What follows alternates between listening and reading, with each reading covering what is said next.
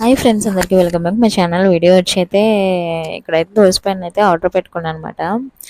And dosa pan గురించి నేను ఎన్ని తిప్పలు పడ్డానో నాకు తెలియదు. అంటే ఈ ఆర్డర్ కాదు, నేను ఫ్లిప్కార్ట్లోనే దోశ ప్యాన్ అనుకుని డోటీ ప్యాన్ అయితే ఆర్డర్ పెట్టేశాను. నేను రీప్లేస్మెంట్ అవన్నీ ఏమి చూడలేదు. ఓన్లీ అవుతుంది కదా, రిటర్న్ ఆప్షన్ పెట్టేసుకోవచ్చు ఒకవేళ బాగోపోతే అన్న ఉద్దేశం. నేను ఏమి చూడకుండానే గుడ్డిగా ఏం చేశానంటే రోటీ పెనం అయితే ఆర్డర్ పెట్టేశాను, దోశ పెనం అనుకుని.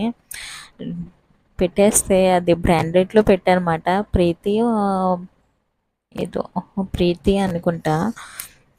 అంటే బ్రాండెడ్లో పెట్టుకుంటే ఎక్కువ కాలం మలుతుంది కదా అని నేను 800 పెట్టేశాను దానికి. పెట్టేస్తే నాకు తర్వాత అయితే రోటి పెన్ వచ్చే వరకు నేను రోటి పెన్ పెట్టానే అనుకోలేదు, నేను దోశ పెనమే పెట్టాను అనుకున్నాను.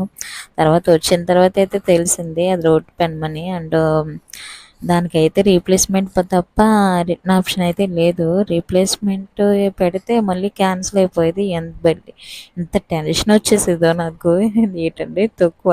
అండ్ తర్వాత అయితే రీప్లేస్మెంట్ మరి వేరే ఆప్షన్ పెడితే అప్పుడు రీప్లేస్మెంట్ అయింది. తర్వాత వచ్చి అతను తీసేసుకున్న దాని ప్లేస్లో ఇంకోటి ఇచ్చాడు. అండ్ ఇప్పుడు రిటర్న్ ఆప్షన్ ఎలా పెట్టాలంటే 2 hours రిటర్న్ ఆప్షన్ ఇస్తే ఓపెన్ అవుతుంది, పెట్టుకోవచ్చండి అన్నాడు.